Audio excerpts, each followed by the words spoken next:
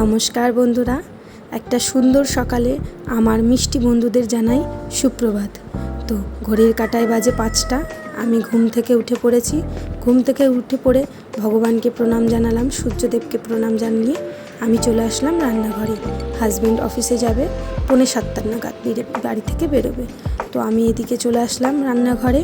তো আমি হাঁড়িটা চাপিয়ে দিয়েছি। আমি আগের দিন রাত্রিবেলায় চাল ভিজিয়ে রেখে দিই, যাতে সকালবেলা আমার তাড়াতাড়ি ভাতটা হয়ে যায়। তো ভাতটা বসিয়ে দিয়ে আমি চলে এসেছি বাসি ঘর ঝাড় দিতে। তো আমি ঘুম থেকে উঠেই কিন্তু বাসি জামাকাপড় ছেড়ে নিয়েই তবে কাজে লেগে পড়ি। তো এইদিকে আমি ঘর বারান্দা ঝাড় দিয়ে আমি আমার দুয়ারের সামনে জল দিয়ে দিলাম। তো সবজি তো কটা আছে, ভাবছি কি রান্না করব। তো ঘরে ছিল ডিম, আর এদিকে পেঁপে আলুর তরকারি। লাস্ট পর্যন্ত ডিসিশন নিলাম পেঁপে আলুর তরকারি রান্না। তা ওই দিক থেকে দেখলাম সূর্য মামা উঠে গেছে। তো আমি এদিকে পেঁপে আলুর তরকারিটা বসিয়ে দিলাম। আর যে জলের বোতলগুলো ছিল এগুলো আমি বাইরে বের করে দিলাম।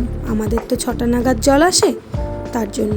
আর আমি টেবিলটাকে রাত্রিবেলা তো মুছে নিই একবার, আবার সকালবেলা আরেকবার মুছে নিলাম। মুছে নিয়ে এগুলোকে সুন্দর করে গুছিয়ে রেখে দিলাম। আর তো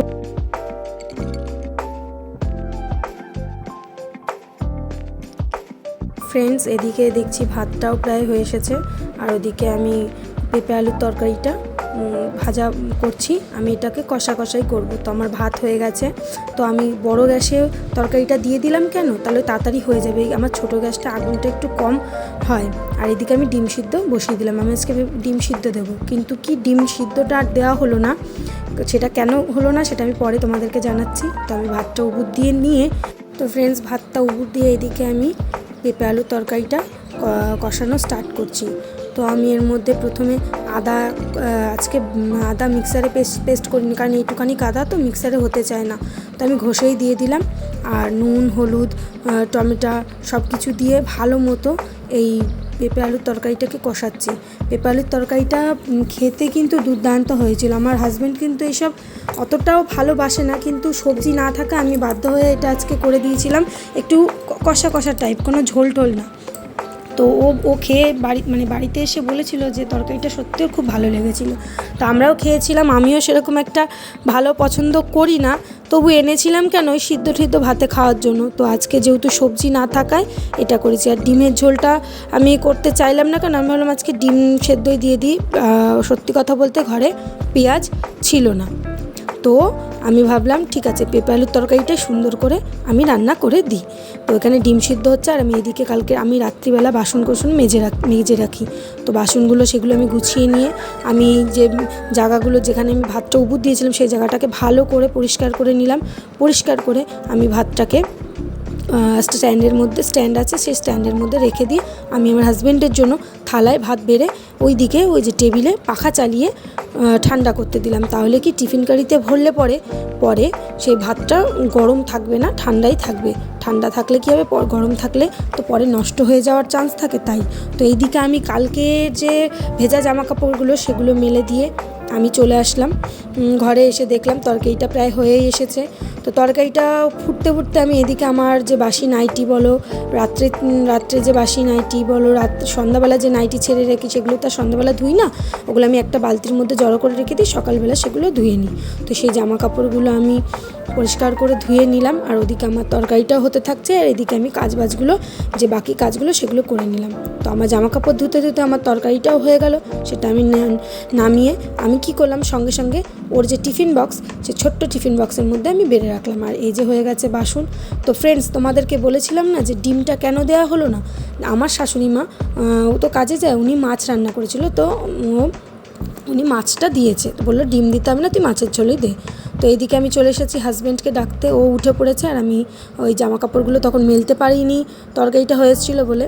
তো জামা কাপড়গুলো মেলে দিয়ে আমি চলে এসেছি হাজব্যান্ডের টিফিন প্যাক করতে। ওর টিফিনগুলো আমি সমস্ত কিছু পরিষ্কার করে মুছে দিয়ে তারপরে আমি ওর যে ব্যাগ আছে টিফিন ব্যাগটা, সেই ব্যাগের ভিতর ভরে দিই। ওকে ছাতু গুলিয়ে দিই। ও সকালবেলা রোজ কাজে যাওয়ার আগে ছাতু গুলিয়ে দিই, সেই ছাতুকেই কাজে যায়।